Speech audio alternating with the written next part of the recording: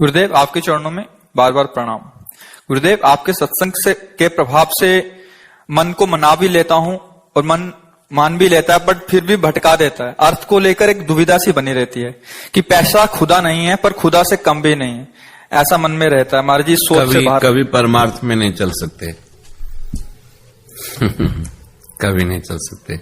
जब इतना बड़ा आदर आपने दे दिया, कभी परमार्थ में नहीं चल सकते, नहीं चल सकते। लिख लो कागज में, परमार्थ में भगवान से बराबर है पैसा, भगवान के बराबर है। अरे जो मां लक्ष्मी स्वयं भगवान उनकी तरफ चितावते नहीं, चरण दबाती रहती है। आपने भगवान के समान पैसे को रख दिया। क्या देता है ये? विषय सेवन, शरीर का पोषण, ये भगवान है हमारा क्या? एक श्वास अभी ठाकुर जी रोक दे, पैसे में ताकत है, दूसरी श्वास चला दे, ताकत है। ठाकुर जी ने कर दिया खत्म श्वास। पैसा क्या चीज है? अगर सुमेरु पर्वत जैसा सोना हो, करोड़ों अरब खरब के रत्न हो, तो आप एक श्वास नहीं खरीद सकते। उसे ठाकुर जी की बराबरी कैसे दे सकते हो? शरीर पोषण के लिए अर्थ है, भोजन है, परिवार है, समूह है, इसी का नाम माया। शरीर मैं हूं क्या? शरीर मैं थोड़ी हूं।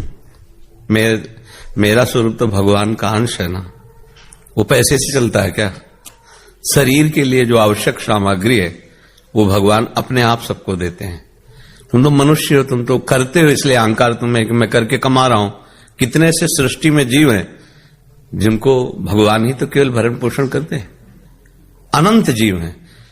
तुम ना साबुन लगा के नहाते हो, ऐसी चिड़िया पक्षी के देखते रह जाओगे, एकदम रंग बिरंगे, एकदम स्वस्थ। ना उनको डॉक्टर की जरूरत है और ना उनको भोग सामग्री की जरूरत है, अपने आप भगवान सारी व्यवस्था करते हैं। रहीमन बहु भेषज करत ब्याज न छाड़त साथ, खग मृग बसत अरोग बन हरियनाथ के नाथ। ऐसा कैसे निकल गया तुम्हारे मुंह से कि भगवान से कम नहीं है? ऐसा नहीं बोल। भगवान के समान हम केवल भगवान को समझते हैं। इनके एक संकल्प से अनंत ब्रह्मांडों का सृजन होता है। वो माया भगवान की समानता कर सकती है? तुम तो एक धन को केवल लेके बोले। संपूर्ण चराचर जगत उनकी एक संकल्प वृत्ति से, उनकी समानता कौन कर सकता है? सारद शेष महेश जिनके गुणों का गान करते हैं, मां लक्ष्मी जिनके चरण चापती रहती हैं, जिनके भय से मृत्यु भयभीत रहती, मृत्यु जो सबको भयभीत है, भगवान से कम नहीं। ऐसा मतलब आप चूंकि भक्त वेश में, इसलिए संसारी आदमी बोलता तो मतलब ही नहीं, उससे बोलते रहो। पागल लोग क्या बोलते रहते हैं, हम पागल वो हमें पागल समझते हैं, उन्हें पागल समझते हैं। लेकिन आप रज लगाए हो, आप भक्त हो, आप ऐसा नहीं बोल सकते। हाँ, ऐसा नहीं। भगवान भरण पोषण करने वाले हमारे स्वामी हैं। देखो उनके भक्त क्या कहे, कबीरा सब जग निर्धना, धनवंता नहीं कोई, धनवंता सोई जानिए, जाके राम नाम धन होए। भगवान का नाम संपूर्ण सुखों को प्रदान करने वाला है। जिसने धन को भी बनाया है वो मालिक है। एक पर्वत का नाम सुना? सुमेर पर्वत। 4 लाख योजन का है, सोने का। 1 योजन का मतलब 4 कोष, 1 कोष का मतलब 3 किलोमीटर। 4 लाख योजन लंबा, 4 लाख योजन चौड़ा एक पर्वत है उसकी सृष्टि में। ऐसे अनेकों पर्वत है, रत्नों की खान है। उसकी समानता ये माया कर सकती है? हम लोग इसी भ्रम में इसीलिए आगे नहीं बढ़ पाते हैं। इसलिए आगे वो हमारे लिए नई सृष्टि पैदा कर देगा। हमारा मालिक है, हमारे लिए नई सृष्टि कर देगा। हमारा भरोसा तो दृढ़ हो जाए ना। हमारा भरोसा इसी में लगा है। अपबल, तपबल और बाहुबल, चौथो बल है दाम। नहीं बात बनेगी। सूर किशोर कृपाति सब बल हारे को हरि नाम। अब बात बन जाएगी।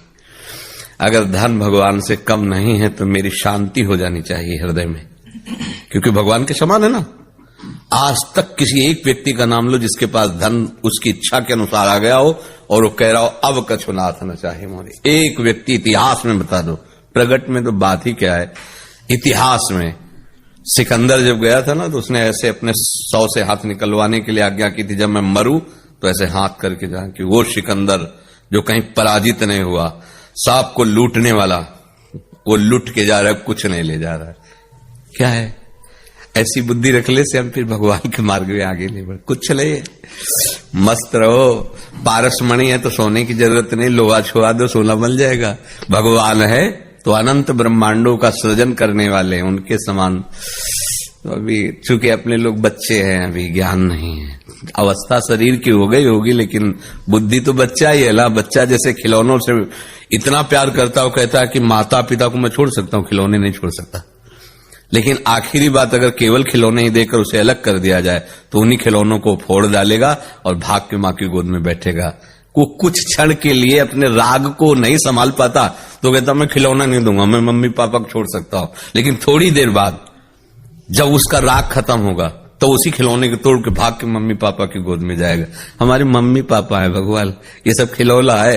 खिलौने में ऐसे राजी हो गए बच्चों की तरह, ये अपने मम्मी पापा, तुम्हें वो माता च पिता, तुम्हें वो बंधुश्च सखा, तुम्हें वो विद्या और द्रविणं तुम्हें सर्वम मम देव देव। इसी से परम लाभ मिले। भगवान को अपना मानो, सब कुछ प्राप्त हो जाता है।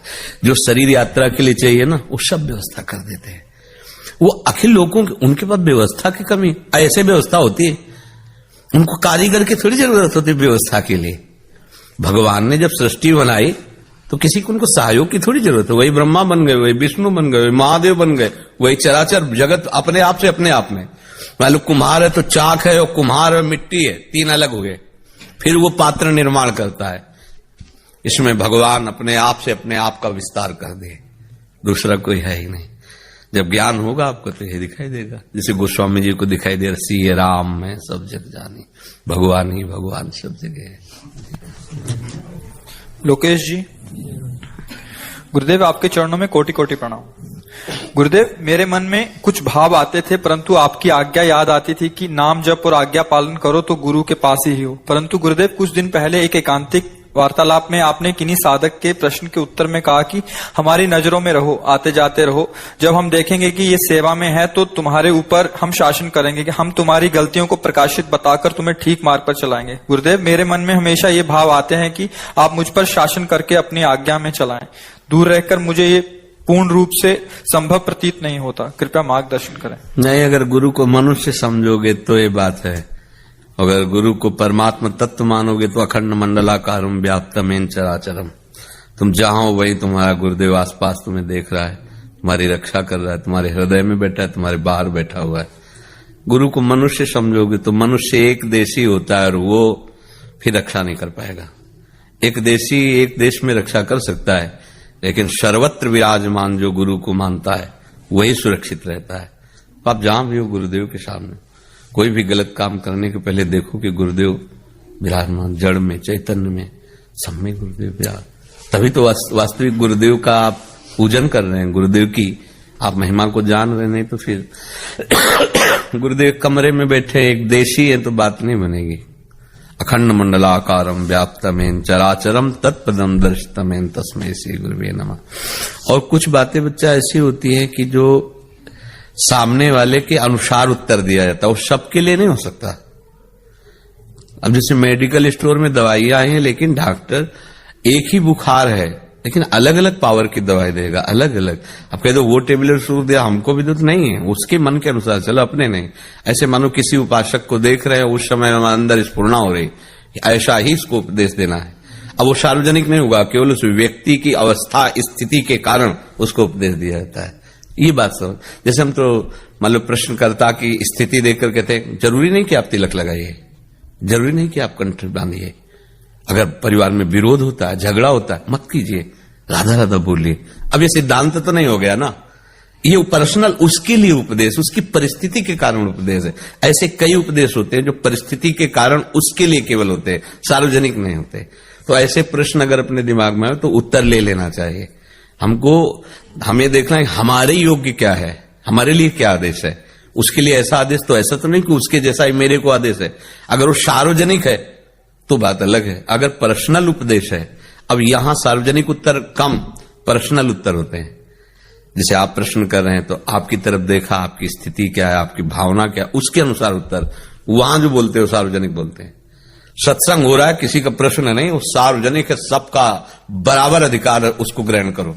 लेकिन यहां के जो प्रश्न उत्तर है उसमें विचार करना पड़ेगा कि सामने वाला व्यक्ति किस परिस्थिति में है, किस स्थिति में है, उसके अनुसार उसको उत्तर दिया जा रहा है। समझ रहे ना जी। गुरुदेव,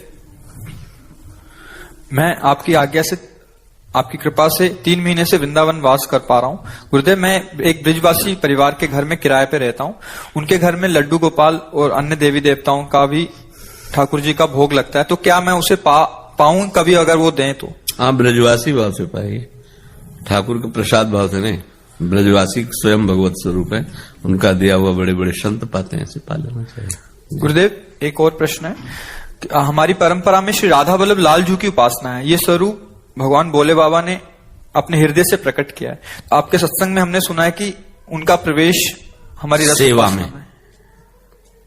जो हमारे लाडली लाल नवनिवृत्त निकुंज में विराजमान, वहां कहीं भी किसी भी ग्रंथ में ऐसा लिखा हो कि महादेव जी ने जाकर श्री जी के चरणों में महावर लगाया, वहां की बात का है। नवनिवृत्त निकुंज में श्री जी की श्रीअंग की सेवा का अधिकार नारदादि सुकैर अगम्यम, कभी ऐसा वर्णन कहीं किसी भी शास्त्र में कि नारद जी बीणा लेकर निकुंज में प्रवेश कर रहे हैं श्री में। एक सीमा है, वहां तक महान महान भक्तों वहां प्रवेश होता तो सिर्फ सहचरी, दूसरा नहीं। समझ रहे ना, इसलिए वर्णन बाहर का किया जाता है ऐसा। सोमेश जी, राधे राधे महाराज जी। श्री राम शरणम, लुधियाना से दीक्षा ली है महाराज जी, राम शरणम से। गुरुदेव, अब मेरा मन श्री कृष्ण लीला में लग रहा है, उनके नाम में रुचि पैदा हो रही है, पर मेरे गुरुदेव निकुंज गमन कर गए हैं। गुरुदेव, मेरा आगे का मार्गदर्शन करें कि मैं अभी। हाँ, हमारे हिसाब से तो आप अपने गुरुदेव के द्वारा दिया हुआ मंत्र जपिए और खूब सत्संग सुनिए, आइए प्रभु से प्यार कीजिए, चाहे कृष्ण से कीजिए चाहे राम जी से कीजिए, मंत्र गुरुदेव का जपिए। हाँ, और सत्संग खूब सुनिए, कोई परेशानी नहीं। कोई समस्या है क्या? 2 दिन पहले हम आए हैं घूमने के लिए जी। तो हमें ये नहीं मालूम था कि यहाँ का कौन कौन से मंदिर है। बांकेबारी मंदिर मुझे मालूम था जहाँ पे आए। जी। वहाँ पे माथा टेका, इतना रश था तो मेरा मन कला में चला गया, चलो हम यहाँ से चलते, इतने रश में नहीं रहना है। यूं ही हम वल्लभ जी के मंदिर में गए और वहां मत्था टेका और हमें वहां पे ऐसा लगा कि कुछ अलग सा महसूस हुआ।